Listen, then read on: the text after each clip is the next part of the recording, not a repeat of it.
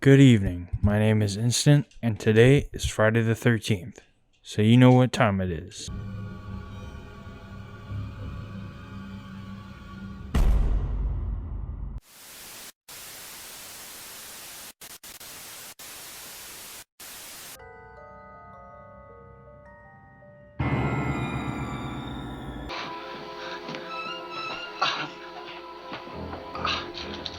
We weren't doing anything. We were just messing around. Friday the 13th is a film created to promote abstinence. Okay, but seriously, it really is just a bunch of horny kids being slaughtered. Now, I might get a lot of hate for this, but although I do like this movie for what it is and the time it came out, I'd be lying if I said it was one of my favorites.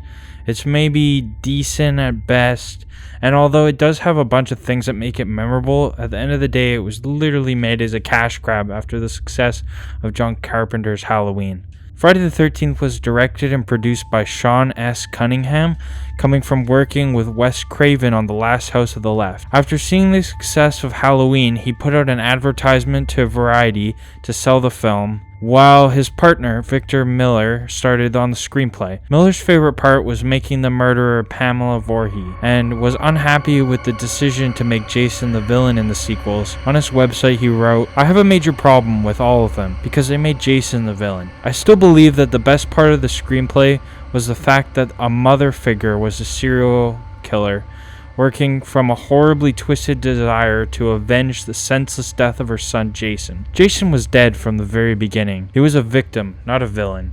The original name for the film was A Long Night at Camp Blood, and they do make a reference to this in the movie.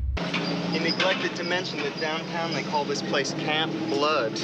Cunningham wanted the film to focus on being shot well and shocking, as well as more of a roller coaster ride.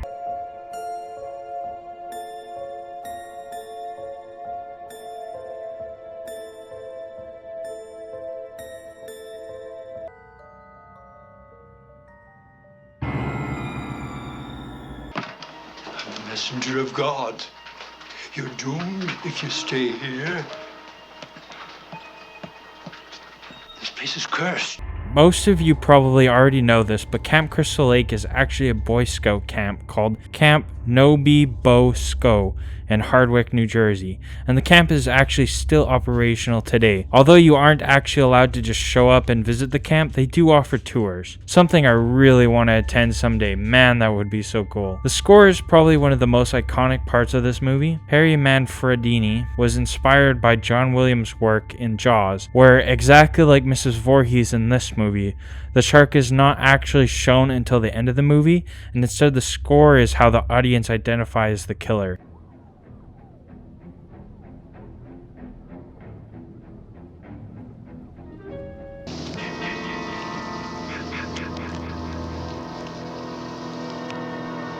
He got the famous piece from sampling Mrs. Voorhees saying, "Kill her, mommy," near the end of the movie. Manfredini shortened it to ki and ma and simply spoke the two words harshly, distinctly, and rhythmatically into a microphone, and ran them into an echo reverberation machine, and poof, history.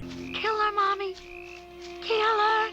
But my favorite tidbit about the making of the movie is actually Betsy Palmer, Adrienne King, that for their fight scene she wanted to use her theater training, and during the shooting she actually slapped her for real. King went down crying to Cunningham. According to Palmer, she says, "I said, well, of course I hit her. We were rehearsing the scene." He said, No, Betsy. We don't hit people in movies. We miss them."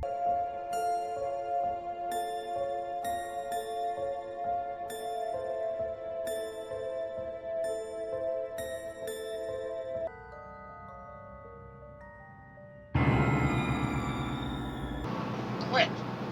Quit now. Quit. Why would I want to quit? Camp Crystal Lake is jinxed. So let's talk about the ending and Mrs. Voorhees. What a great twist. I mean, go back and watch it and try to forget about Mrs. Voorhees. How many slasher movies does the killer turn out to be a middle-aged woman? Like, seriously, even though she didn't want to do the film, I thought Betsy Palmer really did put her all into the role, and she came off very convincing. I also want to talk about Adrienne King's performance as Alice. Obviously, the movie was heavily inspired by Halloween, but Alice really stands out from Laurie. Laurie is very much the goody two-shoes virgin, and Alice is like her polar opposite. While it's hard to follow in Jamie Lee Curtis's footsteps, King really knocks this one out of the park here, and I think Alice is really badass at the end and fighting Mrs. Voorhees, earning her a Scream Queen title. Unfortunately, King attracted a stalker after the movie's success and received death threats, and it even escalated into a home invasion, so that's why she's had so little involvement in Hollywood, and I think she was really robbed of a wonderful career. Before I end this part, I just want to talk about her decapitating Mrs. Voorhees and the slow motion of her head flying off as she moves her hands. I freaking love this scene, and I always laugh at it.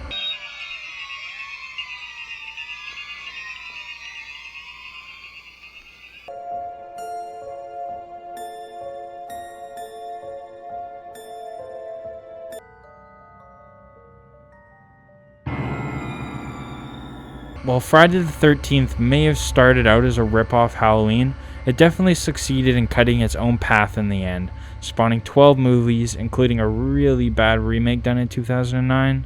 Although I do personally prefer Halloween and the Nightmare on Elm Street franchises, I really hope this isn't the end of Jason Voorhees. I hope a good director comes along and does something different with the story while still respecting the originals.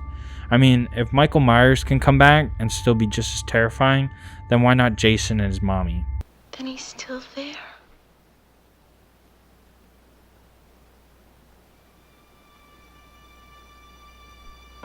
Well, thank you so much for watching. If you enjoyed, leave a like and subscribe if you want to see more of my videos in the future.